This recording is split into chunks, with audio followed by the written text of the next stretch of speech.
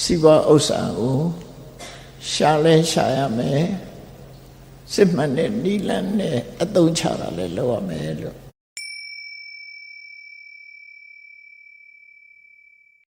လူတိုင်းဟာတဏှာဝကလွတ်တဲ့လမ်းကြောင်းကိုသွားနေကြတာမဟုတ်ဖ ೇನೆ လက်ရှိဘဝရဲ့အနေအထားအရစီးပွားဥစ္စာရှာပြီးတော့ထိုက်တဲ့တော်ကုသိုလ်ကောင်းမှုပြုတဲ့လမ်းကြောင်းကိုရွေးထားကြတယ်ဆိုရင်တော့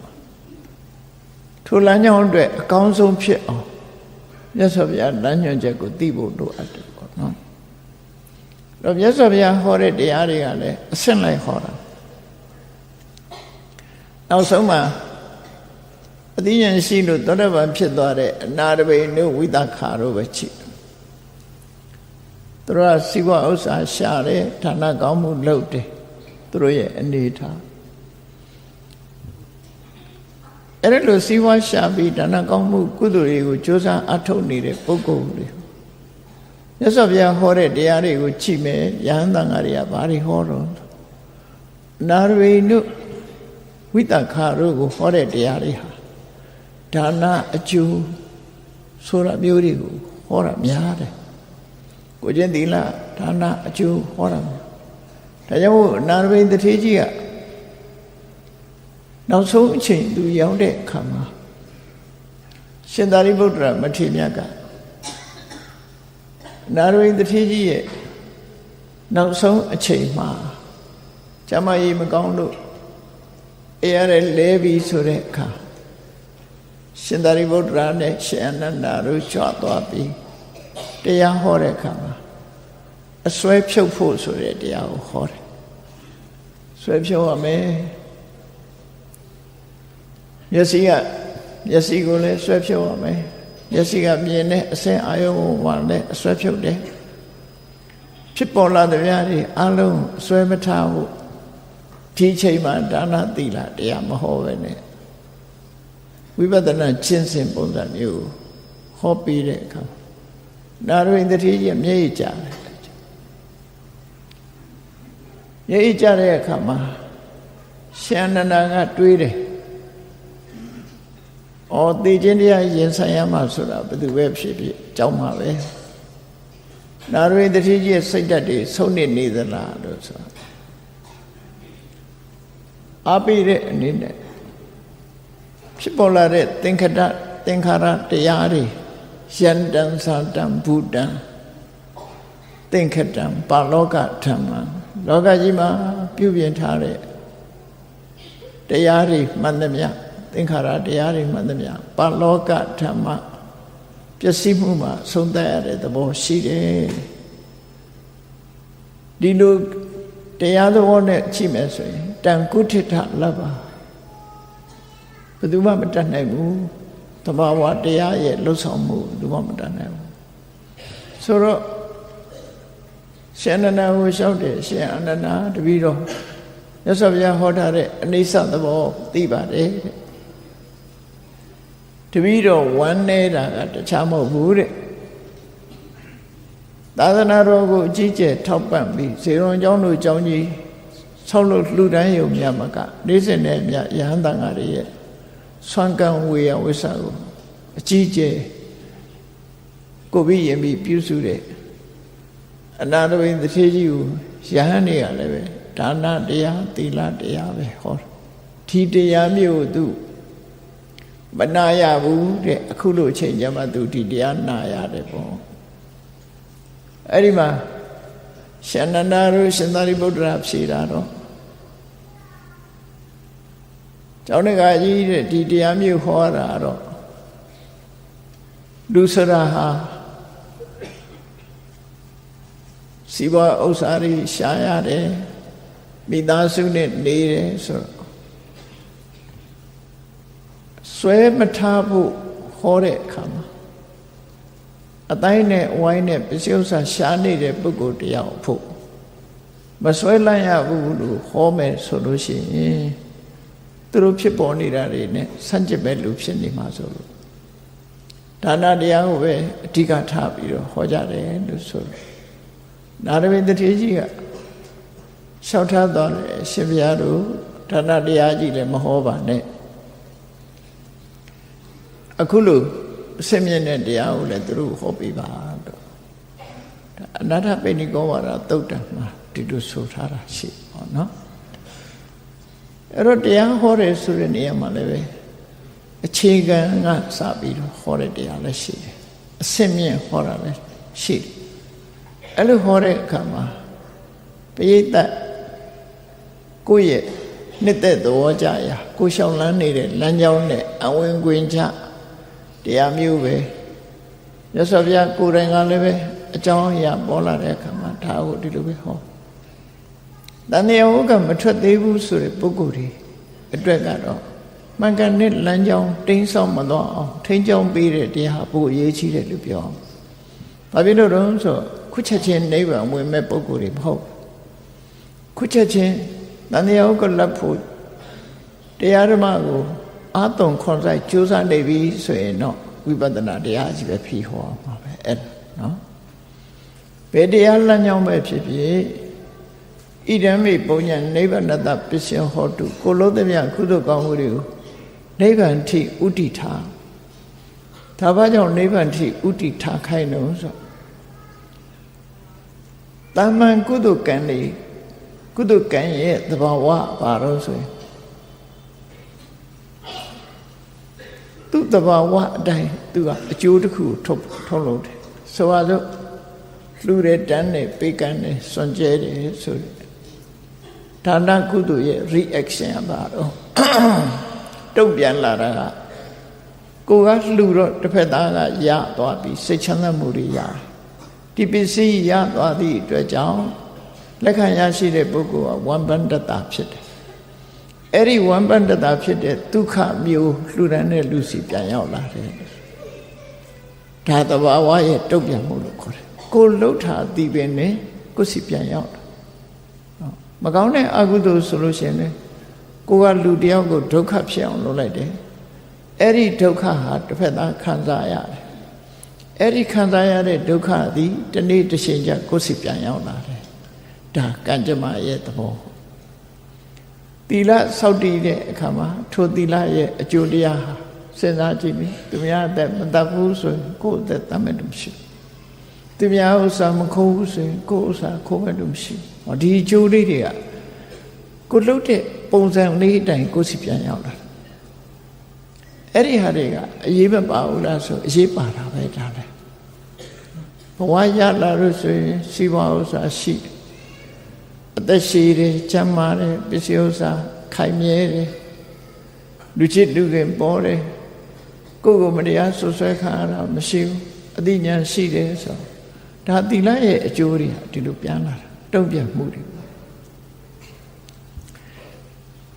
မေတ္တာသက်ဝင်ချစ်ခင်တတ်တဲ့မေတ္တာစိတ်နှလုံးရှိတဲ့ပုဂ္ဂိုလ်ဖြစ်လျာဘဝမှာရှင်ပြုံးတဲ့မျက်နှာကြည်လင်တဲ့အသားအရည်ကိုရရှိ။ဘာကြောင့်လို့ဆိုရင်သူ့ကိုအကြောင်းပြုပြီးတော့ကျန်တဲ့လူတွေဟာပြုံးကြရတယ်လေ။ရှင်လန်းကြရတယ်။အဲ့ဒီရှင်လန်းမှုသူပြန်ရ။အေးဒေါသနဲ့ရှူရှူထိုင်ထိုင်လှုပ်တတ်တဲ့ပုဂ္ဂိုလ်တွေအယုဆိုးအကြည့်တတ်မှုတွေသူပြောလိုက်တဲ့ဒေါသနဲ့ပြောလိုက်တဲ့စကားကိုကြားတဲ့ပုဂ္ဂိုလ်ကလည်းမျက်နှာကြောတင်းသွားတယ်တင်းမာသွားတယ်သူကိုယ်တိုင်ကလည်းမျက်နှာကြောတင်းသွားတယ်ဆိုဒေါသကြီးတဲ့ပုဂ္ဂိုလ်ရဲ့တုံ့ပြန်လာမှုဟာတော့ဘဝဖြစ်လျက်ဘဝမှာအယုဆိုးအကြည့်တံဒီမျက်နှာမျိုးရလာတယ်အဲ့တော့ကိုလှုပ်တဲ့ပုံစံနဲ့ဆင်ဆင်ကတရားဟာကိုယ်စီမှာပုံဟတ်ပြီးတော့reaction ရတုံ့ပြန်လာကံတရားကလိုချင်သည်ဖြစ်စေမလိုချင်သည်ဖြစ်စေကံတရားရဲ့တုံ့ပြန်မှုကရှိတယ်ကြမ်းမြင်ပြောရမယ်ဆိုရင်တရားစိတ်ကိုစိုက်ရင်တရားပင်ရမှာပဲဓမ္မစိတ်ကိုစိုက်ရင်ဓမ္မပင်ရမှာပဲဒါသဘာဝတရားရဲ့တုံ့ပြန်မှုလို့ခေါ်တယ်ကုသကောင်းမှုလုပ်တဲ့အခါမှာလည်းပဲကိုလုပ်တဲ့ကုသကံရဲ့တစ်ဖက်သားခံစားရတဲ့အကျိုးကိုကြည့်ပြီးတော့ကိုယ်မှာဒီလိုအကျိုးမျိုးတွေတုံ့ပြန်ရရှိတာဒါကတောင်းသည်ဖြစ်စေမတောင်းသည်ဖြစ်စေလိုချင်သည်ဖြစ်စေမလိုချင်သည်ဖြစ်စေကံကြမ္မာအရာဖြစ်ပေါ်နေတဲ့အရာတွေသာဖြစ်တယ် နိဗ္ဗာန်ကိုဥပတိဘူးဆိုလို့ရှိရင်ဒီတဘာဝကံတရားတစ်ခုတည်းနိဗ္ဗာန်ကိုဖန်တီးပေးမှာမဟုတ်နိဗ္ဗာန်လမ်းကြောင်းပေါ်တင်ပေးမှာမဟုတ်ဘူး။ဘာလို့ဆိုတော့သူ့ရဲ့တုံ့ပြန်မှုကတန်တရားထဲမှာပဲရှိတယ်။အဲ့ဒါကြောင့်မလို့ဣဒံမေပုံယံနိဗ္ဗာန်တပစ္စယဟောတုဒါနိဗ္ဗာန်ရဲ့အထောက်ပံ့ဖြစ်ပါစေလို့ဆိုလိုက်တဲ့အခါမှာ intention ဆိုပါသွားပြီ။ကိုလို့တဲ့ကုသိုလ်ကောင်းမှုဟာတာမန်ဒီလိုဒါနလုပ်လို့ဖြစ်လျက်ဘဝမှာချမ်းသာကြွယ်ဝတဲ့အကျိုးဒါသဘာဝအကျိုးသီလဆောက်တည်လို့သက်ရှိခြင်းကျမ်းမာခြင်းစတဲ့အကျိုးဒီအကျိုးတွေတဲ့အပြင်နိဗ္ဗာန်ချမ်းသာကိုမျက်မှောက်ပြုနိုင်တဲ့ပုဂ္ဂိုလ်ဖြစ်ရပါလို့ဆိုဒါတန်တရားတွေကခုနကစိဘဥစ္စာကြွယ်ဝချမ်းသာခြင်းအသက်ရှိခြင်းဆိုတာတန်တရားတွေကချမ်းသာတွေပဲဖြစ်တယ်နိဗ္ဗာန်ဆိုတာကြတော့တန်တရားအပြင်ဘက်ကတန်တရားကထွက်ခွာသွားပြီဆိုတာမန်ကုသိုလ်တစ်ခုကအဲ့ဒီနိဗ္ဗာန်ကိုပို့ဆောင်ပေးနိုင်မှာမဟုတ်ဘူးတဲ့ဒါကြောင့်မို့လို့ရည်ရွယ်ချက်ထားပြီးတော့ဣဒံမေပုံညာနိဗ္ဗာန်တပစ္စယဟောတုဆိုနိဗ္ဗာန်ကိုဥတည်ပြီးတော့လုံးလိုက်ပြီဆိုတဲ့အခါမှာဒီကုသိုလ်ကောင်းမှုတွေဟာစွမ်းအားကနိဗ္ဗာန်လမ်းကြောင်းပေါ်မရောက်ရောက်အောင်ပို့တင်ပေးရုံမျှမကဒီကုသိုလ်ကံတွေဟာနိဗ္ဗာန်ရောက်ဖို့ဖန်တီးပေးနိုင်ပေးခြင်းမရှိသေးသမျှရဆိုင်သွားမှာမဟုတ်ဘူးနိဗ္ဗာန်လမ်းကြောင်းပေါ်ကိုတနည်းမဟုတ်တနည်းရအောင်တင်ပေးမဲ့သဘောရှိတယ်အဲ့ဒါကိုပဲခွဲတဲ့အခါဝတ္တနေတိတဝိဝတ္တနေတိတကုသိုလ်လို့ပြောတာနော်အဲ့တော့နိဗ္ဗာန်ဆိုတာတော့ဆုတောင်းပြီးတော့မှဥတည်ချက်ထားမှသာလေကံတရားကပေးနိုင်တာဖြစ်တယ်ဥတည်ချက်မထားဘူးဆိုလို့ရှိရင်သဘာဝအတိုင်းဝတ်တွဲမှာပဲပေးတယ်ဒါကြောင့်မို့ဘုရားမတော်ဝင်သူတော်စင်တွေကိုဒီလမ်းညွှန်မှုပေးတဲ့အခါမှာဘာကောင်းမှုလုပ်လို့ဣဒံမေပုံညာနိဗ္ဗာန်တပစ္စယဟောတုနိဗ္ဗာန်ရဲ့အထောက်အကူဖြစ်ပါစေဆိုတာတန်တရားဟုတ်ကလွတ်ဖို့အခွင့်အလမ်းကြီးတစ်ခုဖြစ်သွားတယ်အနာရဝိနုဝိသခါတို့ဆိုတာဒီကဘာကနေပြန်ပြီးတော့ရေတွက်လိုက်တဲ့အခါမှာကဘာတသိန်းထက်မှာဘုဒ္ဓမုဒ္ဒရာမြတ်စွာဘုရားပွင့်ခဲ့တယ်အဲ့ဒီဘုဒ္ဓမုဒ္ဒရာမြတ်စွာဘုရားလက်ထက်မှာလူဘဝရလာတာမန်လူဘဝပဲရှိသေးတယ်ရလာတဲ့အခါမှာသူတို့ရဲ့ဆန္ဒနဲ့အားချလာကြဆုတွေပါတောင်းကြတယ်အဲ့ဒီကနေပြီးတော့မြတ်စွာဘုရားရဲ့ဗျာဒိတ်တွေကိုရပြီးတော့ကဘာပေါင်းတသိန်းဖြတ်တန်းခဲ့ရတယ်အဲ့တော့ကဘာတသိန်းဆိုတာဘဝတသိန်းကိုပြောတာမဟုတ်ဘူးကဘာပေါင်းတသိန်းဆိုတာဘလောက်ရှိရဲဆိုတာစဉ်းစားကြည့်တကဘာမှာအယိုးရှိတဲ့တတ္တဝါဖြစ်လို့ဆင်ကြီးတော့မဟုတ်ဘူးလူပဲဆိုပါစို့နော်ဆင်ဆွေတော့အယိုးကပုံများမှာပေါ့နော်အယိုးရှိတဲ့တတ္တဝါဖြစ်ပြီးကဘာတစ်ခုမှာတကဘာအတိုင်းတာတစ်ခုမှာကိုယ်အယိုးတွေကိုမပြောက်ပြက်အောင်စုပုံပြီးတော့ထားမယ်ဆိုလို့ရှိရင်မြတ်စွာဘုရားကရာဇချိုပြည်နာကတောင်ငါလုံးထဲမှာဝေပုံလတောင်ကြီးလောက်ကိုရှိနိုင်တယ်တကဘာရဲ့အယိုးပုံဒါလူတယောက်တည်းရဲ့တကဘာရဲ့အယိုးပုံသည်ဝေပုံလတိုင်တောင်လောက်ကိုမပြောက်ပြက်ဘူးဆိုရင်အဲ့လောက်ထိအောင်ရှိမယ်ဆိုအဲ့တော့ကဘာတသိန်းဆိုတော့တွက်တာကြည့်ပါဘယ်လောက်ကြာအဲ့တော့ကုသိုလ်ကောင်းမှုပြုပြီးတော့ကိုရောမြတ်စွာဘုရားလက်ထက်မှာတောင်မှပဲသောတပန်အဖြစ်နဲ့သာသူတို့လမ်းကြောင်းပေါ်ရောက်သေးတာတဂရကအနာဂယဟန္တာဆိုမဖြစ်သေးဘူးပေါ့ခုချိန်ထိတန်တရားဝတ်ထဲမှာရှိတော့မယ်ဝိတခါက5ခုမြောက်နတ်ပြည်နေမာနရတိဘုံမှာရှိတယ်အနာရဝိန်တထေကတုတ်တိတာပြည်မှာရှိတယ်အဲ့ဒါလို့ဘဝတစ်ခုမှာဒီကိုယ့်ရဲ့ဥတည်ချက်စိတ်ဆန္ဒတွေကိုယ့်ရဲ့မျှော်မှန်းချက်တွေနဲ့တတ္တဝဘဝကနေပြီးတော့အပေဆင်းရဲကလွတ်ပြီးအဲ့ဒီလိုဆင်းရောက်ပြီးတတ္တဝဖြစ်ပြီးရင်ခုနဘဝဟာအလွန်ဆုံးပဲသူတို့နတ္တိဘဝအဋ္ဌမမာရိယန္တိရှစ်ခုမြောက်ဘဝပဋိသန္ဓေမနေတော့ဘူး ခုနှစ်ဘဝသောတပန်ဖြစ်ရင်ခုနှစ်ဘဝပြီးတတ်မယ်တန်တရားကလွတ်မယ်ဆိုတဲ့ဒီလိုအဲ့တော့စဉ်းစားကြည့်မယ်ဆိုလို့ရှိရင်တော့တန်တရားရဲ့နေတဲ့အခါမှာလမ်းကြောင်းမှန်မော်ရောက်နေဖို့အမြဲတမ်းအရေးကြီးတယ်တန်တရားကလွတ်ဖို့ဆိုတာဝိသခါတို့အနာရိန်တို့တောင်မှကဘာတသိန်းကိုဖြတ်ခဲ့ရသေးတယ်နော်တော့တူနဲ့တူတော့မတူဘူးပေါ့နော်သူတို့ကဆူကြီးပန်ထားတဲ့ပုဂ္ဂိုလ်တွေဆိုကဘာတသိန်းကာလဖြတ်ကောရမမြတ်စွာဘုရားလက်ထက်မှာမဟာသာဝကတို့ဣတိရေဘွယ်လူရတဲ့ပုဂ္ဂိုလ်တွေတို့ဆိုတာကဘာတသိန်းကနေပြီးကုသကောင်းမှုပြုပြီးပါရမီဖြည့်ခဲ့တဲ့ပုဂ္ဂိုလ်တွေပဲသူတို့ပါရမီဖြည့်ရတဲ့အတိုင်းအတာဟာဘဝနဲ့ပြောတာမဟုတ်ပဲနဲ့နော်လူဘဝနဲ့ပြောမယ်ဆိုရင်လို့ပြောဖို့မရနိုင်ဘဝနဲ့ပြောတာမဟုတ်ဘူးကျင်လီခဲ့တဲ့အတိုင်းအတာကြီးဟာကဘာပေါင်းကိုတသိန်းနဲ့ဘဝပေါင်းနဲ့ဆိုရင်ပြောလို့မရတော့ကဘာတသိန်းကြာခဲ့တယ်အဲ့တော့အဲ့လောက်ကြာရှည်တဲ့ခီးလမ်းကြောင်းဒီလိုကြာရှည်တာနဲ့ပတ်သက်ပြီးတော့လည်းပဲလူရဲ့ဆန္ဒတရားရှိတယ်လူရဲ့ဆန္ဒတွေရှိတယ်အနာရိန်တို့ဝိသခါတို့ကဖះနဲ့တွေ့ပြီးတော့တကယ်ကိုမြတ်စွာဘုရားကိုလှူတဲ့တန်းတဲ့နေရာမှာတော့ထိတ်တန်းဥပဒကဥပတိကမတွေဖြစ်ကိုရခြင်းဒါကြောင့်မို့သူတို့ဥတီချက်ကအဲ့ဒီဘက်ကိုသွားတယ်အဲ့ဒီဘက်ကိုဥတီထားတယ်ဒါကြောင့်မို့ဘုရားလက်ထက်မှာသူတို့ဟာစီပွားရှာတယ်သာသနာတော်ကိုထောက်ပံ့တယ်ဆိုတဲ့ဒီအလုပ်ကိုလုပ်တာပေါ့နော်အဲ့တော့ဘုရားမတော်ဝင်သူတော်စင်နေအနေနဲ့ဘဝတစ်ခုမှာရရှိလာတဲ့အခါမှာမြတ်စွာဘုရားရဲ့အလိုတော်ချဆုံးမဩဝါဒတိုင်းလိုက်နာမယ်ဆိုရင်တန်တရားကလွတ်ဖို့လုပ်ငန်းကတစ်ခုတန်တရားထဲမှာအဆင်ပြေဖို့လုပ်ငန်းကတစ်ခုလို့သို့သောဥတီချက်ကတန်တရားကလွတ်ဖို့ဆိုတာကိုဥတီထားတယ်တန်တရားဝတ်ထဲမှာအဆင်ပြေဖို့ဆိုရင်နံပါတ်1စီးပွားရှာတတ်ရမယ်နံပါတ်2အဲ့ဒီစီးပွားကိုတရားမျှတစွာရှာတတ်မှုကိုကျင့်တရားနဲ့ပတ်သက်တဲ့အမြင်မျက်စိရှိရမယ်လို့အဲ့လိုအန္တသုတ်တံမှာမြတ်စွာဘုရားကမျက်စိဓိစက္ခုမျက်စိနှမျိုးရှိတဲ့ပုဂ္ဂိုလ်အမြင်မျက်စိနှမျိုးရှိတဲ့ပုဂ္ဂိုလ်အနေနဲ့ဟောကြားဆုံးမခဲ့တာပဲဖြစ်တယ်အဲ့တော့ဘဝရလာပြီဆိုစီးပွားရှာပြီဟုတ်ပြီစီးပွားရှာလို့ရလာတယ်ဘုရားဘာသာဝင်တွေကကိုရလာတဲ့စီးပွားနဲ့ပတ်သက်ပြီးဘယ်လိုသုံးစွဲရမလဲဘယ်လိုသုံးပြရမလဲဆိုတာကိုလေ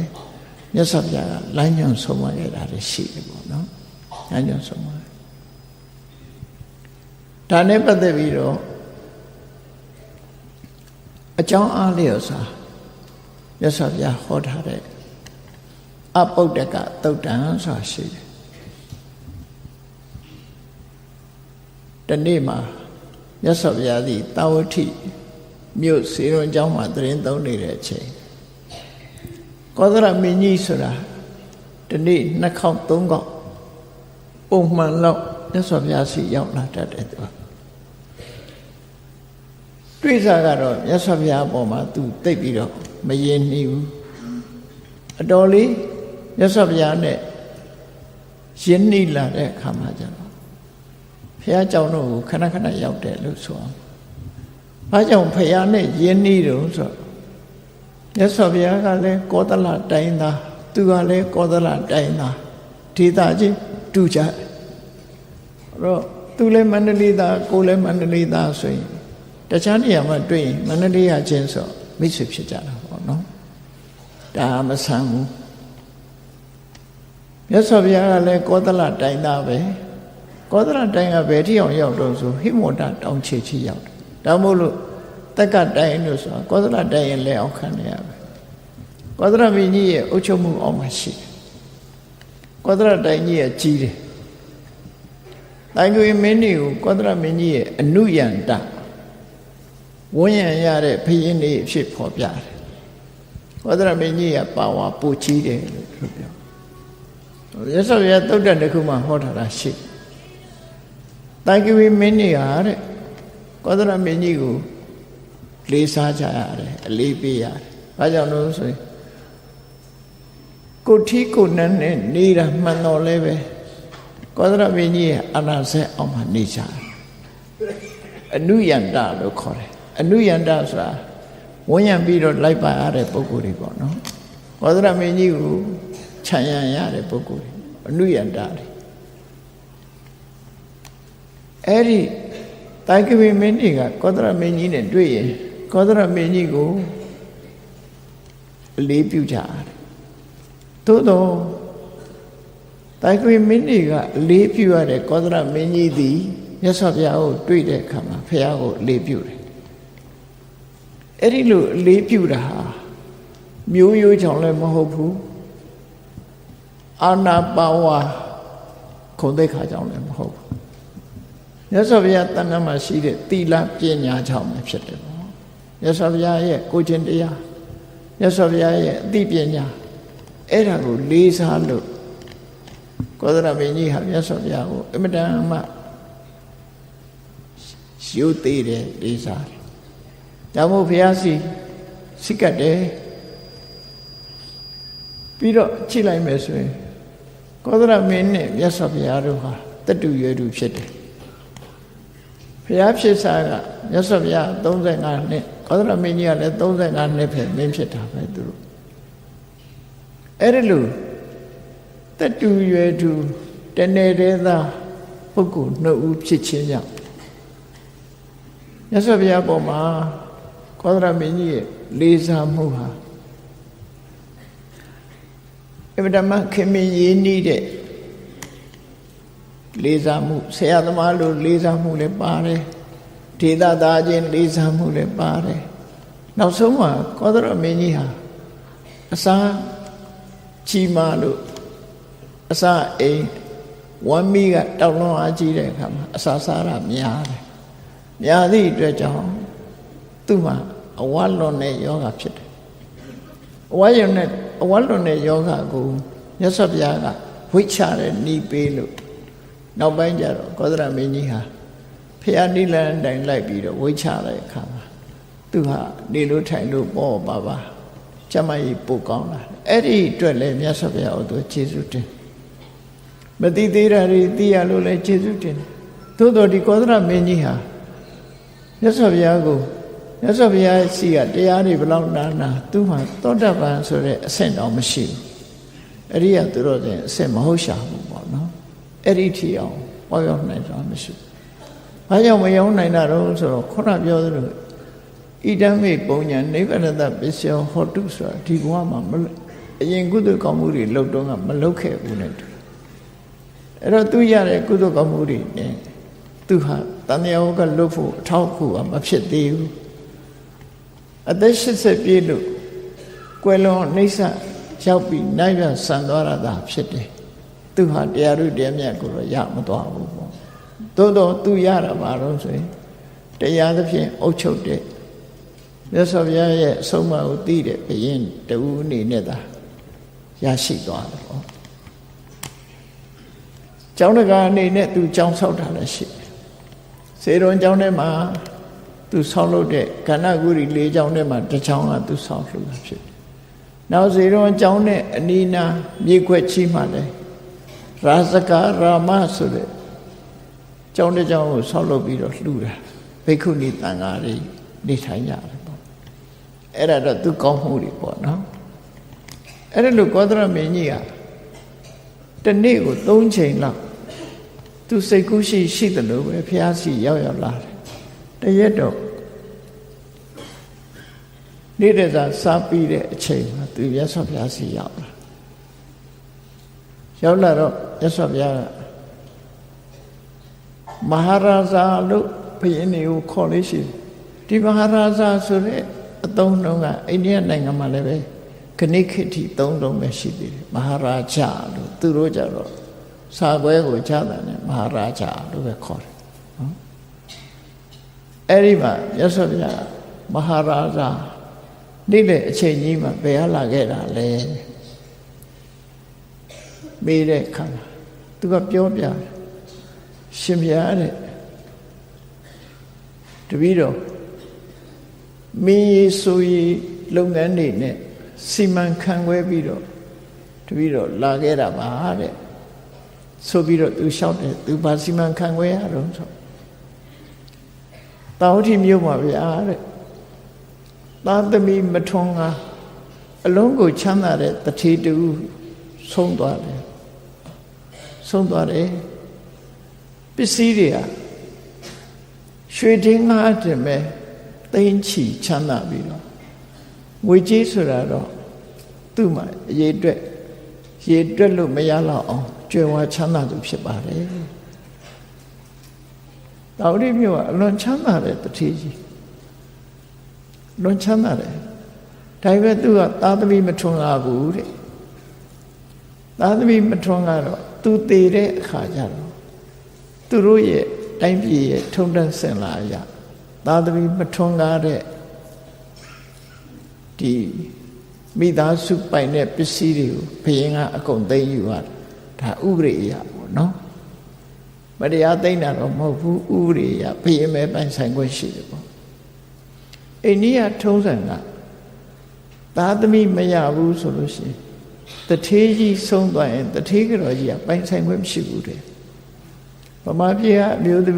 မီးတွေအမတန်ကံကောင်းတယ်လို့ပြောနော်အိန္ဒိယနဲ့နီးပြီမဲ့လို့အိန္ဒိယရဲ့ဒလေထုံတန်းစင်နေဗမာပြည်မှာသိမရှိဘူးအိန္ဒိယမှာအဲ့လိုပဲအမျိုးသားကိုမှီပြုတ်ပြီးတော့အမျိုးသမီးတွေကသုံးဆွဲချဒါကတော့သူတို့ရဲ့ tradition လို့ပြောမှာဖြစ်တယ်အမျိုးသမီးတွေကိုနှိမ်တာလည်းမဟုတ်ဘူးအစင်လာ tradition ရဒီလိုဖြစ်တယ်သားသမီးထွန်းကားပြီဆိုမှသားသမီးကမှအမွေကိုခံလိုက်တာဖြစ်တယ်တဲ့သားသမီးမထွန်းကားဘူးဆိုရင်သူတို့ဟာသားသမီးမရှိတဲ့မိဘသိဆုံးသွားပြီဆိုရင်ဘုရင်ရဲ့ဗန္တာဖြစ်သွားရောသူတို့ရှာတယ်ဗျာဘလောက်ပဲရှာရပိုင်ဆိုင်မှုတွေအားလုံးဟာဘုရင်စီရောက်သွားဥပဒေအရအဲ့လိုဖြစ်ပါအဲ့ဒီပစ္စည်းတွေကိုစရင်စရာနဲ့ကွာဘုရင်ကြီးကသိမ်းယူပြီးတော့အဲ့ဒီအလုတ်တွေနဲ့အလုတ်များပြီးတော့မြတ်စွာဘုရားစီရောက်လာတယ်အဲ့ဒီတထေးကြီးရဲ့အကြောင်းကိုမြတ်စွာဘုရားလျှောက်တယ်သူကကြည်တဲ့နေအောင်ဒီတထေးကြီးဟာချမ်းသာပါတယ်ဗျာတဲ့သို့တော့သူစားတဲ့ထမင်းကစကွဲထမင်းနဲ့ပအုံးရီခင်းနဲ့ဒါနဲ့ပဲစားတယ်ဟင်းကောင်းမစားစကွဲထမင်းနဲ့ပအုံးရီခင်းကိုမစားသူဝတ်တဲ့အဝတ်ကပိုက်ဆံလျှော်နဲ့ရက်လုတ်ထားတဲ့အဝတ်ကို၃ပိုင်းဆက်ပြီးတော့သုံးနံဆက်အဝတ်ကိုဝတ်တယ်ဘယ်တော့မှကောင်းတဲ့အဝတ်တွေတမိုးကြီးတဲ့အဝတ်တွေမဟုတ်ဘူးတဲ့စာရာကလည်းစကွဲထမင်းဝတ်ထားကလည်းပိုက်ဆံလျှော်နဲ့ရက်လုတ်ထားတဲ့အဝတ်ချမ်းခရီးသွားတဲ့အခါသူစီးတဲ့ယထာလေးကိုကြည့်အောင်စုပ်ပြတ်တတ်နေပြီးတော့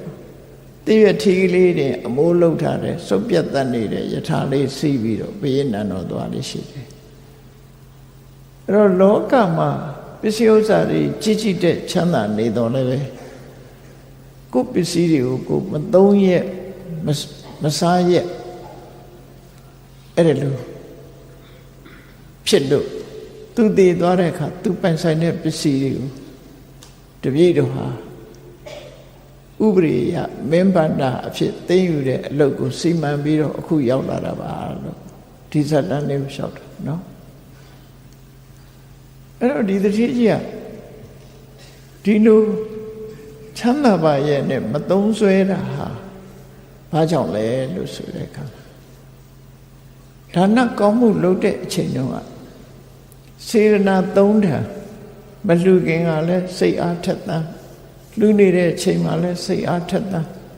လှူပြီးတဲ့အချိန်မှာလည်းနောင်တပူပန်မှုမရှိစိတ်ထက်သန်နေတဲ့စေရနာသုံးထံပြတ်သားတဲ့အလှူမျိုးမဟုတ်ဘူးတဲ့လှူပြီးတဲ့နောက်မှာစေရနာပြက်ပြီးတော့ငဲ့ကွက်စေရနာပြက်ခဲ့တယ်အပရစေရနာပြက်ခဲ့တယ်လှူသည့်အတွက်ကြောင့်သူဟာကြီးတဲ့ချမ်းသာတယ်သို့တော့ နောက်ပိုင်းစေတနာပြည့်သည့်အတွက်ကြောင့်ရှိထားတဲ့ပစ္စည်းကိုသုံးဆွဲလို့တဲ့စိတ်သူ့မှာမရှိဘူးနော်သုံးဆွဲလို့တဲ့စိတ်မရှိလို့တမန်အဖြစ်ကြည့်ကြမယ်ဆိုရင်နှမျောလို့မသုံးတာလို့ထင်အောင်ထင်မှာသူဟာနှမျောတာတဲ့ပူသေးတယ်လို့ပြောမှာဖြစ်တယ်နှမျောလို့မသုံးတာတဲ့သုံးခြင်းစိတ်ကိုမရှိတဲ့ဟာနော်သုံးခြင်းစိတ်ကိုမရှိတချို့ကြတော့သုံးခြင်းစိတ်မရှိုံမျှမကအကောင်းနဲ့မတည့်တဲ့လူကရှိသေးတယ်လေကောင်းတာဆိုမတည့်ဘူးအစားစားလဲကောင်းတာဆိုမတည့်ဘူးကောင်းတာကိုမကြိုက်တာအဝတ်လည်းကောင်းတာမကြိုက်ဘူးအစားစားလည်းကောင်းတာမကြိုက်ဘူးစီးရရင်လည်းကောင်းတာမကြိုက်ဘူးဆိုအဲ့လိုမျိုးတွေဖြစ်တတ်တယ်ဒါမို့ဒါနကောင်းမှုလုပ်တဲ့အခါမှာဟောကြပြောကြသတိပေးကြတာစေရနာသုံးတန်ပြတ်သားဖို့တို့တယ်ပြီးတော့သာသမီမထွန်းကားဘူးဆိုတာလည်းပဲအပရစေရနာပြတ်ခဲ့လို့ပဲအဲ့တော့လူတွေရဲ့စိတ်ဓာတ်ဟာတခုကွက်သွားလို့ရှိရင်အဲ့ဒီကုသိုလ်ကြောင့်အကျိုးပေးတဲ့အခါမှာပြက်ကွက်မှုတွေလက်ဟာမှုတွေနဲ့ဖြစ်တတ်တယ်အဲ့ဒီတထေးကြီးရဲ့အကြောင်းကိုမြတ်စွာဘုရားကိုလျှောက်တဲ့အခါမှာမြတ်စွာဘုရားဒီဘဝကိုနှိုင်းရှင်ပြီးတော့ဟောပြောတာတပ္ပုရိသနဲ့အတ္တပုရိသလူတော်လူကောင်းနဲ့လူတော်လူကောင်းမဟုတ်သူတပ္ပုရိသဆိုတာသူတော်ကောင်းလူတော်လူကောင်းအတ္တပုရိသဆိုတာလူတော်လူကောင်းမဟုတ်ဘူးအတွေးအခေါ်လွဲချော်နေတဲ့ပုဂ္ဂိုလ်အတွေးအခေါ်မှန်ကန်တဲ့ပုဂ္ဂိုလ်လို့လူရဲ့စိတ်နေသဘောထားမှန်ကန်သူနဲ့စိတ်နေသဘောထားမမှန်ကန်သူတွေရဲ့ဘဝဟာအခုလိုဖြစ်တတ်တယ်ဆိုပြီးမြတ်စွာဘုရားဘာနဲ့ဥပမာပေးတော့ဆိုရင်ဒီလိုပဲတဲ့လောကမှာဒီအတွေးအခေါ်မှားယွင်းနေတဲ့ပုဂ္ဂိုလ်တွေဟာရှားရှိလာတဲ့ပစ္စည်းတွေကိုရှားပွေလို့စုဆောင်းလို့ရတဲ့ပစ္စည်းတွေကိုစနစ်တကျမသုံးသည့်အတွက်ကြောင့်ကိုယ်အတွက်လည်းအကျိုးမရှိသူများအတွက်လည်းအကျိုးမရှိဘလူးဆောင်တဲ့ရေကန်တွေကရေတွေဟာရေချိုရေအေးရေမွေးတွေဖြစ်တော်လဲပဲမသုံးတဲ့အခါမှာဒီရေတွေဟာအလဟတကုန်သွားတယ်ဘု து အတွက်မှသုံးမဖြစ်ဘူးအဲ့ဒါလိုပဲစိတ်ကောင်းနှလုံးကောင်းမရှိတဲ့ပုဂ္ဂိုလ်တွေရရှိပိုင်ဆိုင်တဲ့ပစ္စည်းဟာဘလူးဆောင်တဲ့ရေကန်တွေကရေတွေလိုပဲအလဟတကုန်ခန်းသွားတာပဲဖြစ်တယ်အဲ့တော့ပစ္စည်းဥစ္စာပိုင်ဆိုင်တဲ့အခါမှာလည်းပဲစိတ်ကောင်းနှလုံးကောင်းနဲ့မှန်ကန်တဲ့အမြင်ရှိတဲ့ပုဂ္ဂိုလ်တွေပိုင်ဆိုင်တဲ့ပစ္စည်းကတစ်မျိုး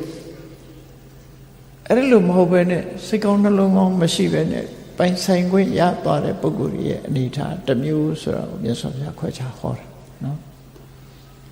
စီးပွားဥစ္စာဆိုတာတဲ့အတွေးခေါ်လွဲချော်နေတဲ့မှန်ကန်တဲ့အမြင်မရှိတဲ့ပုဂ္ဂိုလ်တွေဟာတဲ့သူတို့ရထားတဲ့စီးပွားဥစ္စာတွေကိုကိုယ်အတွက်လည်းအသုံးမချဘူး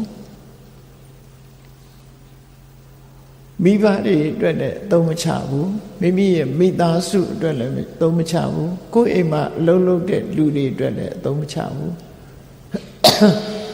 ဆွေမျိုးသားချင်းတွေအတွက်လည်းအသုံးမချဘူးတဲ့ဒါနကောင်းမှုလည်းမပြုဘူးတဲ့ဘဝရဲ့တက်လန်းဖြစ်တဲ့အထက်တန်းကိုအကျိုးပေးနိုင်တဲ့ကုသိုလ်ကောင်းမှုမျိုးကိုလည်းဒါနကောင်းမှုကိုလည်းမလုပ်ဘူးတဲ့ဒီပစ္စည်းတွေဟာသုံးလည်းမသုံးနော်သုံးလည်းမသုံးပဲနဲ့သိမ့်ုံသိမ့်ထားပြီးတော့တည်တဲ့အခါမှာမင်းမနာဖြစ်တော့ဒီပစ္စည်းတွေအတွက်ဘာအကျိုးမှမရလိုက်ဘူးရက်ခိုက်စောင်းတဲ့ရေကန်တွေကရေဟာဘယ်သူမှမတော့ရပဲနဲ့ခန်းသွားတယ်လို့ပဲသူတို့ပိုင်ဆိုင်တဲ့ပစ္စည်းတွေဟာဘယ်သူကမှအကျိုးမပြုပဲနဲ့နောက်ဆုံးဟာဒီလိုကုံဆုံးသွားရခြင်းဖြစ်တယ်ဒါကြောင့်စီးပွားဥစ္စာနဲ့ပတ်သက်တဲ့အခါမှာစိတ်ကောင်းနှလုံးကောင်းရှိပြီးအမြင်မှန်တဲ့ပုဂ္ဂိုလ်တွေကြတော့စီးပွားဥစ္စာမကန်တဲ့တရားမြတ်တဲ့စီးပွားဥစ္စာတွေကိုရှာကြတယ်ရှာလို့ရလာတဲ့ပစ္စည်းဥစ္စာတွေကိုတဲ့နံပါတ်1က အတ္တနံဒုက္ခေတိပိနေတိကိုချမ်းသာအောင်သုံးပြုတယ်ကိုချမ်းသာအောင်နေတယ်ကိုအတွက်သုံးတယ်ဒါလောက်ရမယ်စီးပွားဥစ္စာရှာတယ်ဆိုတာကိုချမ်းသာအောင်နေဖို့နံပါတ်1နံပါတ်2ကမာတာပိတရောဒုက္ခေတိပိနေတိမိဘတွေချမ်းသာအောင်ထားဒီပစ္စည်းကိုသုံးချပြီးမိဘတွေကိုထောက်ပံ့တယ်ကျွေးမွေးတယ်နံပါတ်3ကပုဒ္ဒဒါရပောရိတေပုဒ္ဒဒါရပောရိတေပုဒ္ဒဒါရေဒုက္ခေတိပိနေတိကိုယ့်ရဲ့အတွင်းလူလို့ခေါ်တဲ့မိသားစုသားသမီးတွေကိုချမ်းသာအောင်ထားနံပါတ်4ကဒါတကရကမ္မပောရိတေကိုယ့်အိမ်မှာအလုပ်လုပ်တဲ့ပုဂ္ဂိုလ်တွေကိုချမ်းသာအောင်ထားမိပြီးတော့သူ့ကိုမိပြီးတော့အသက်မွေးကြပစ္စည်းချမ်းသာရှိတဲ့ပုဂ္ဂိုလ်မိပြီးတော့အသက်မွေးရ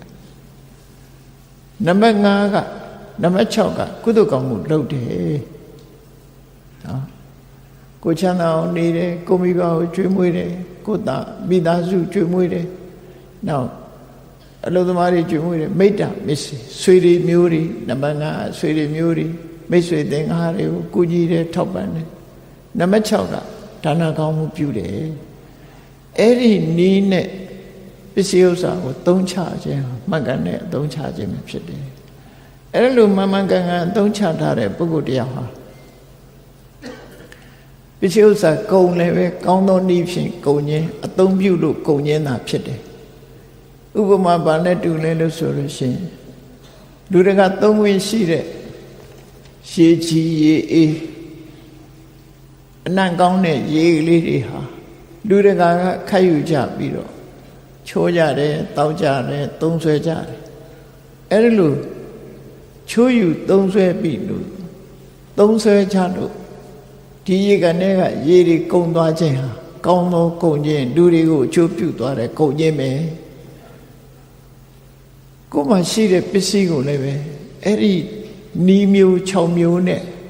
ကုန်သွားလို့ရှိရင်တန်မိုးရှိတဲ့ကုန်ဒီကအမြတ်ပြန်ရတဲ့ကုန်ဒီကဖြစ်တယ်လို့မြတ်စွာဘုရားက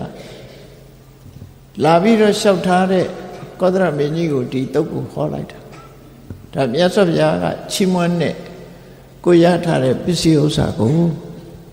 ပစ္စည်းဥစ္စာရှာဖွေခြင်းနဲ့အသုံးပြုခြင်းဆိုတာဒါကိုမြတ်စွာဘုရားဟောတာပဲဖြစ်တယ်အဲ့တော့ဏိဂုံးချုပ်အနေနဲ့မြတ်စွာဘုရားပါဟောတယ်အမနုဿဌာနေဥဒကံဝတိတံတဒပိယမနံပရိသောဒပိတိဧဝံထနံကပုရိသောလဘိတဝနေဝတ္တနံဘုံစတိနောဒရာတိဒီအတွေးခေါ်မမှန်စိတ်ကောင်းနှလုံးကောင်းမရှိတဲ့ပုဂ္ဂိုလ်ရထားတဲ့ပစ္စည်းဥစ္စာဟာတဲ့ဘလူးဆောင်တဲ့ရေကန်တဲ့ကရေတွေလိုပဲတဲ့မသုံးရပဲနဲ့အလဟတဖြစ်သွားတဲ့ရေတွေနဲ့အလားတရံတူတယ်တဲ့နော်နေဝတ္တနာ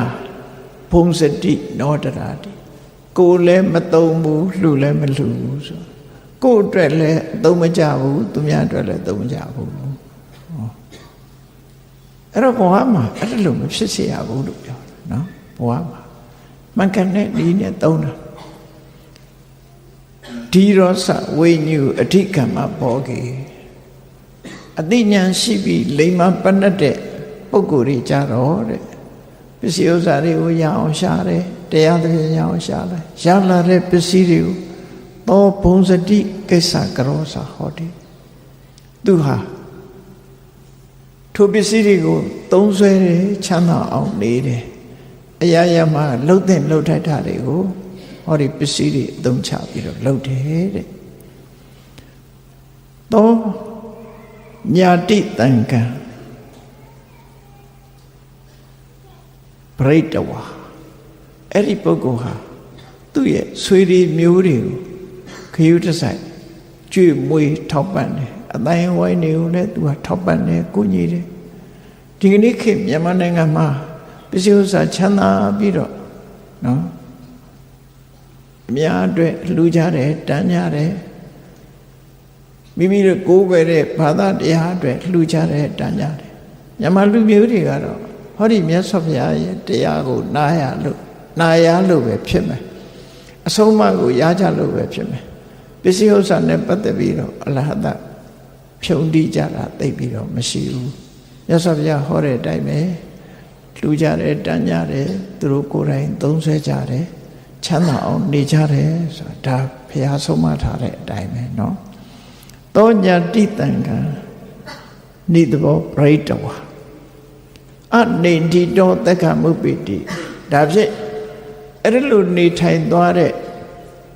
အကျိုးရလကဘာတော့ဆိုရင်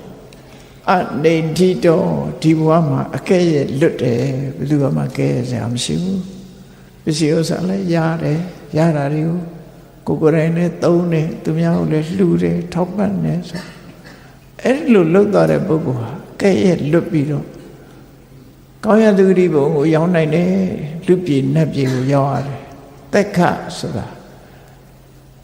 တက်ခဆိုတဲ့ဘုံဘဝဟာစဉ်းစားကြည့်မျက်စိကမြင်ရတာလေးလည်းအကောင်းကြီးပဲမြင်ရတယ်နားကကြားရတဲ့အတန်ကလည်းနှစ်သက်စရာကြီးပဲကြားရတယ်နှာခေါင်းကနမ်းရှူရတဲ့အနံ့ကလည်းမွေးကြိုင်တာတွေလျှာကထိတွေ့အရသာခံရတာလည်းအရသာရှိတယ်ခန္ဓာကိုယ်နဲ့ထိတွေ့ရတဲ့အထိတွေ့တွေဟာလည်းပဲချမ်းသာတဲ့အရာတွေရှိတယ်စိတ်ကူးကြံစည်လို့စိတ်ထဲမှာပေါ်လာတဲ့အရာတွေကလည်းစိတ်နှလုံးအေးချမ်းမွေတွေဖြစ်တယ်အဲ့ဒါရူပါတိဟိသူအခောသက်ခောလို့ဆိုတဲ့အတိုင်းနော်ကောင်းပြီဆိုတာတွေနဲ့တွေ့ရတယ်ကောင်းပြီဆိုတာတွေကြားရတယ်အဲ့တော့ဆိုလိုတာကနတ်ပြည်နတ်ချမ်းသာရလူပြည်မှာကြတော့ကြည့်လိုက်မျက်စိကကြိုက်တာလည်းမြင်ရတယ်မကြိုက်တာလည်းမြင်ရတယ်အတန်လည်းကိုကြိုက်တဲ့အတန်လည်းကြားရတယ်မကြိုက်တဲ့အတန်လည်းကြားအနံ့ကလည်းကိုမကြိုက်တဲ့အနံ့ကြိုက်တဲ့အနံ့လျှာလည်းကိုကြိုက်တဲ့အရာသာမကြိုက်တဲ့အရာခတိတွေ့ရလဲထို့တူပဲကိုကြိုက်တာရောမကြိုက်တာစိတ်ကူးကြံစီရတာလဲကြိုက်တာရောမကြိုက်တာရောနှစ်မျိုးစလုံးကြုံရတယ်နတ်ပြည်ကြတော့အဲ့လိုမဟုတ်ဘူးအကြိုက်အချီပဲအကုန်လုံးအေးငရဲကိုလှမ်းကြည့်လိုက်မယ်ဆိုလို့ရှိရင်အလုံးမြင်သမျှမြင်ကွင်းဟာလည်းကြောက်မဲ့ဖွယ်ရသွေးရဲတန်ရဲနဲ့စိတ်နှလုံးထိတ်လန့်စေရငရဲကြတော့လေအဆိုးကြီးပဲတွေ့မယ်အတန်ကလည်းပဲစက်သိမ်းထားစရာအတန်တွေပဲကြားမယ်အနံ့ကလည်းပဲအမတမဆူရှာပြင်းထန်မခံနိုင်တဲ့အနံ့မျိုးလျှာထဲမှာပေါ်လာတဲ့အရာသာကလည်းမခံနိုင်တော့တဲ့ပြင်းထန်တဲ့အရာသာခန္ဓာကိုယ်ထိတွေ့တာလည်းအလိုလေးမလေးဩနေရမယ်အထိတွေ့စိတ်ကူးကြံစီရင်လည်းအသေးတုံများကြောက်လန့်စရာတွေပဲဒါငရဲဘုံအဲ့တော့ငရဲပြည်လူပြည်နတ်ပြည်ဆိုတာဒီလိုကြွားချတယ်လို့သဖတ်တာရဲ့နိကသုတ်တံဆိုမြတ်စွာဘုရားအဲ့ဒါဟောတယ်နော်ယန္တုမင်းတို့တွေကံကောင်းကြတယ်တဲ့လောကမှာသဖတ်တာရဲ့နိကငရဲဆိုတာလူတွေရဲ့ထိတွေ့မှုနဲ့ပတ်သက်လာလို့ရှင်အကောင်းတစ်ခုမှမရှိတဲ့ငရဲဒါငရဲဘုံမှန်သမျှအတိုင်းကြီးပဲနော်အကောင်းတစ်ခုမှမရှိတဲ့ငရဲဘာလို့မျက်စိကမြင်တာလဲကြောက်လန့်စရာနားကကြားတဲ့ဟာလဲမခံနိုင်စရာနှာခေါင်းကနမ်းရှူရတဲ့အနံ့ကလည်းမခံနိုင်စရာလျှာကလည်းရတဲ့ရတာလဲခန္ဓာကိုယ်အထိတွေ့စိတ်ကူးချမ်းစီရတာစတဲ့ထိတ်ရင်ပူကြောက်စရာတွေကြီးပဲအဲ့ဒီလိုငရဲဘဝမှာမင်းတို့မရောက်တာကံကောင်းတယ်အဲ့ဒါကြောင့်မမေးမလျော့ကြိုးစားအထောက်ကြလို့မြတ်စွာဘုရားကဒီလိုလမ်းကြောင်းပြပြီးတော့ဟောပြောတာပဲဖြစ်တယ်ပေါ့ဒါကြောင့်မို့ကောင်းမြတ်တဲ့ဘဝလေးတစ်ခုရလာတဲ့အခါမှာဒီအခြေအနေကောင်းနေတာလေးကိုဆက်ပြီးတော့အခြေအနေကောင်းအောင်ကုသနာမှာလှုပ်တဲ့လှုပ်ထိုက်တာတွေကိုလုပ်အောင်မှာဖြစ်တယ်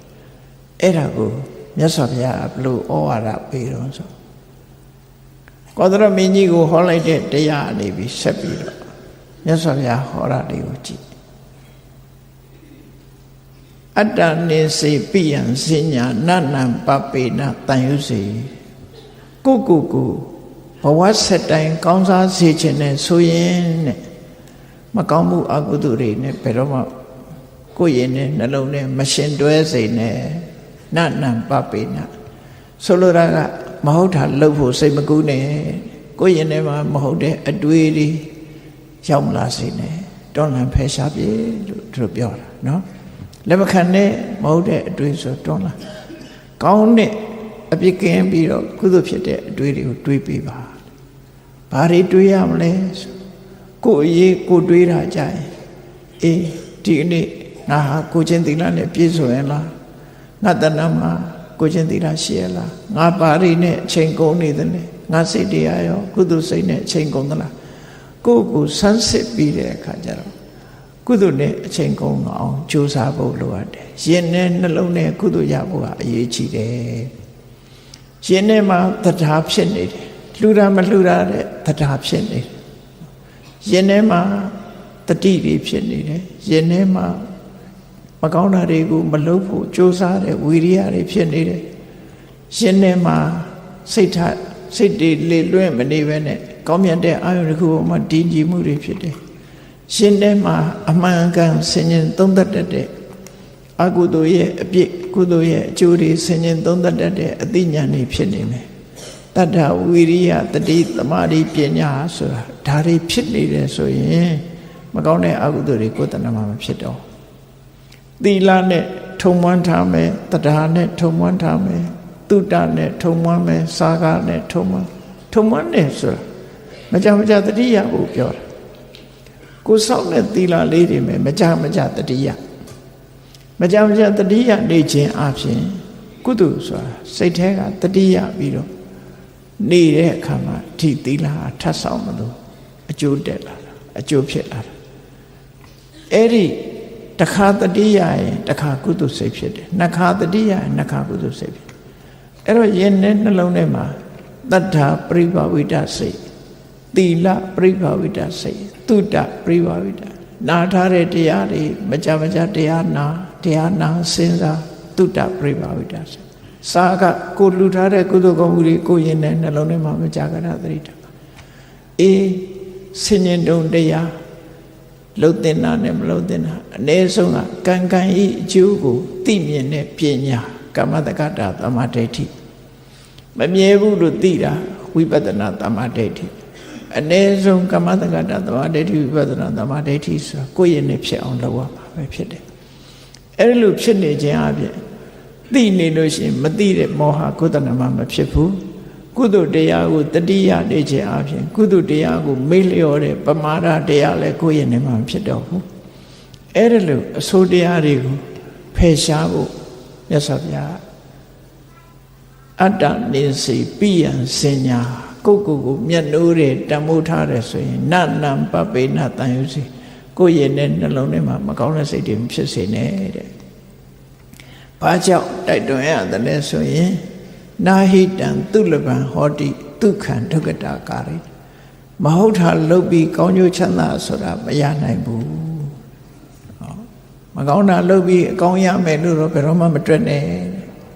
မကောင်းတာလုပ်ရင်မကောင်းတာပဲရမှာပဲကောင်းတာလုပ်မှကောင်းကျိုးရမယ်ဆိုတဲ့ကိုယ့်ရင်နဲ့နှလုံးထဲမှာကောင်းတဲ့စိတ်တွေဖြစ်အောင်ကြိုးစားအထောက်ပါတတ္တမကရိယကလျာဏနိစယတံပရာယိကပုံညာနိပရလောကသမေပဋိဋ္ဌာဟောတိပါနေနာကောင်းကျိုးချမ်းသာတွေကိုဖြစ်ပွားစေတတ်တဲ့ကုသိုလ်ကောင်းမှုကြိုးစားပြုပါတဲ့ကိုယ်တိုင်းတာကုသိုလ်ကောင်းမှုပြုတယ်ဆိုတာဟာလူကြီးနေရာမှာကြီးလည်းပြောတာမဟုတ်ဘူးကုသိုလ်ကောင်းမှုတွေကိုအစဉ်ဆက်လိုက်ပြီးတော့ကြည့်လိုက်မယ်ငွေကြေးတဏမပါဘဲနဲ့ကုသိုလ်ဖြစ်တာတွေကများတယ်နော်ငွေကြေးတဏအသုံးချပြီးတော့လှူတဲ့ကုသိုလ်တစ်မျိုးငွေကြေးတဏအသုံးချလို့ရတဲ့ကုသိုလ်တွေမှာတော့ကျောင်းဆောက်လှူတဲ့ကုသိုလ်ဟာအမြတ်ဆုံးအဆောင်ဥပေါ့လေဆောင်ဥဆောက်ပြီးတော့လှူတယ်အများအတွက်အဲ့ဒီတဲ့မြတ်တဲ့ကုသိုလ်ကဗုဒ္ဓံတရဏံကိသမိဓမ္မံတရဏံမိမိရဲ့ဘဝကိုဖရာကိုအနန္တနဲ့တရားကိုအနန္တနဲ့တန်ခါကိုအနန္တဖရာအဆုံးမတိုင်းနေပါမယ်တရားတိုင်းကျင့်ပါမယ်တန်ခါတွေကိုလှူဒန်းမှုဖြင့်ကုသိုလ်ကောင်းမှုလုပ်ပါမယ်ဆိုဒီတရဏဂုံတီးတဲ့ကုသိုလ်ဟာကျောင်းဆောင်လှူတဲ့ကုသိုလ်တွေမြင့်မားတယ်အဲ့ဒီတဲ့မြင့်မားခြင်းဘာလို့တော့၅ပါးသီလကိုမ မကြိုးမပေါက်မပြောင်းမကြားရအောင်တန်ဖိုးထားပြီးတော့ထိမ့်သိမ်းဆောင်ရှောက်ပါအဲ့ဒီတဲ့ပို့ပြီးတော့ကုသိုလ်ရချင်သေးတယ်ဆိုလို့ရှိရင်မေတ္တာပွားပါမေတ္တာတော့ဘယ်လောက်ထိအောင်လျှော့စေးပေးထားတော့ဆို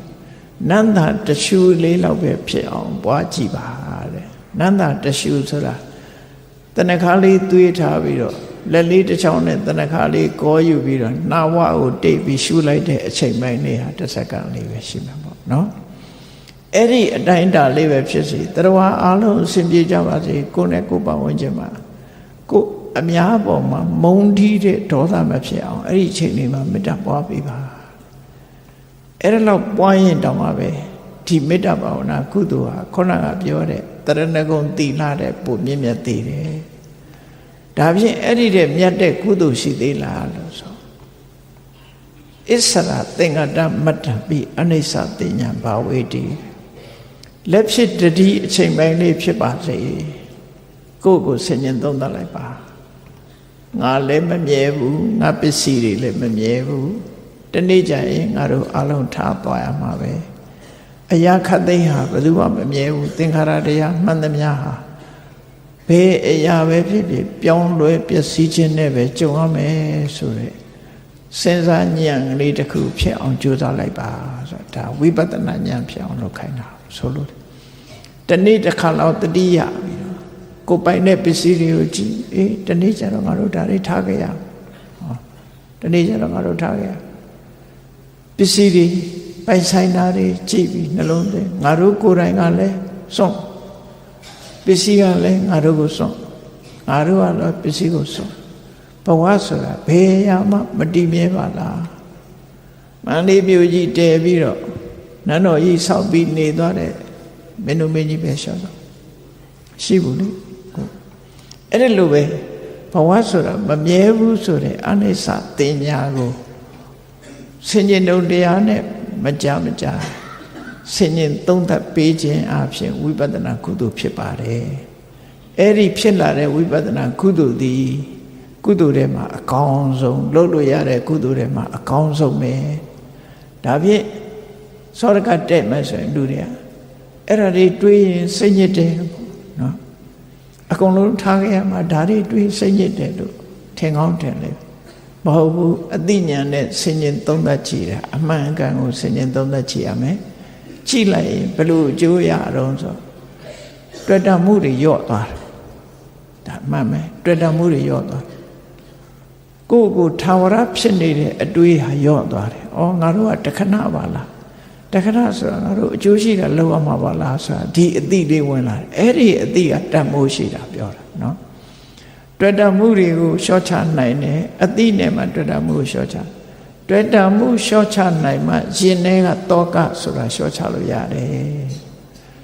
စဉ်းစားကြည့်လေကိုယ်နဲ့မပိုင်တဲ့ပစ္စည်းအတွက်လည်းဘယ်သူမှတောကမဖြစ်ဘူးကိုမသိတဲ့လူတယောက်အတွက်လည်းဘယ်တော့မှတောကမဖြစ်ဘူးတောကဖြစ်တာကိုယ်နဲ့ခင်မင်းယဉ်ကျေးမှုကိုအကြောင်းပြုတယ်ကိုပိုင်ဆိုင်မှုကိုအကြောင်းပြုပြီးလူတွေဟာစိတ်ပူနေကြတာဖြစ်တယ်အဲ့ဒီစိတ်ပူမှုတွေကိုမခံစားချင်ဘူးဆိုလို့ရှိရင်တွေ့တာမှုတွေဖြောက်လိုက်ပါကြိုးစားပြီးတော့ဘာနဲ့ဖြောက်မမြဲဘူးဆိုတဲ့သဘာဝတရားကိုဆင်ញင်သုံးသပ်ပြီးတော့ရှော့ချပြီးဖြောက်ပါလို့ဒီနီးဒီဆေးရလွယ်လို့တခြားနေမရှိဘူးလို့မြတ်စွာဘုရားဟောတာနော်အေးဒါကြောင့်မို့ဘဝရရှိလာတဲ့အခါမှာပစ္စည်းဥစ္စာနဲ့ပတ်သက်လာလို့ရှင်လေပစ္စည်းဥစ္စာရှားပွေခြင်းအသုံးပြုခြင်းဆိုတဲ့နေရာမှာရှားပွေတဲ့အခါမှာလည်းတရားမြတ်တာမှုနဲ့ရှားပွေရအသုံးပြုတဲ့အခါမှာလည်းပဲတန်ဖိုးရှိတဲ့အသုံးပြုလို့အသုံးပြုအောင်မှာဖြစ်တယ်အဲ့ဒီကနေတဆင့်တက်ပြီးတော့အကောင်းဆုံးကုသိုလ်ဆိုတဲ့ဝိပဿနာကုသိုလ်ကိုလည်းတို့တွေလုပ်အောင်မှာဖြစ်တယ်လို့ကိုယ်စီမှတ်သားနိုင်ထားကြဖို့ပါတရားချစ်ခင်သူတော်စင်ပြိဿအပေါင်းတို့မြတ်စွာဘုရားဟောကြားတဲ့ဒေသနာတော်ထဲမှာပစ္စည်းဥစ္စာရှားပွေခြင်းနဲ့သုံးစွဲခြင်းကိုစနစ်တကျလမ်းညွှန်ပြတဲ့အတိုင်းတို့တွေပစ္စည်းဥစ္စာကိုရှားပွေကြမယ်အသုံးပြုကြမယ်နောက်ဆုံးရလာတဲ့ဘဝလေးမှာမှန်ကန်တဲ့အသိဉာဏ်တွေရအောင်ကြိုးစားအထောက်ကြမယ်လို့ကိုယ်စီနှလုံးသွင်းပြီး